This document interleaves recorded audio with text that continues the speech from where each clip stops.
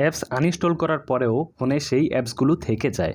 আপনার ফোনকে হ্যাং থেকে বাঁচানোর জন্য ফোন থেকে আনইনস্টলকৃত অ্যাপস যেভাবে রিমুভ করবেন বা পুরোপুরি আনইনস্টল করবেন, এর জন্য প্রথমে গুগল প্লে স্টোরে যেতে হবে।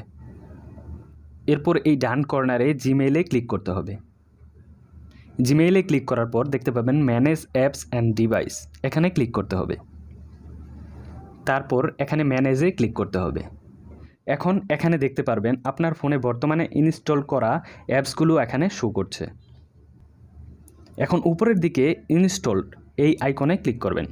এখানে ক্লিক করার পর নিচে দেখতে পাবেন ইনস্টলড ও নট ইনস্টলড, এখানে নট ইনস্টলডের উপর ক্লিক করতে হবে।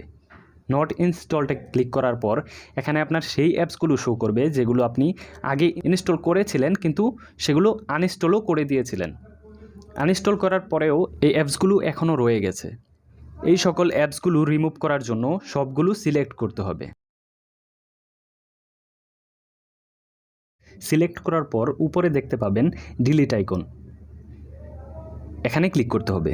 এখানে ক্লিক করে এই রিমুভ অপশনে ক্লিক করে দিলে এই অ্যাপ্লিকেশনগুলো আপনার ফোন থেকে পুরোপুরি রিমুভ হয়ে যাবে।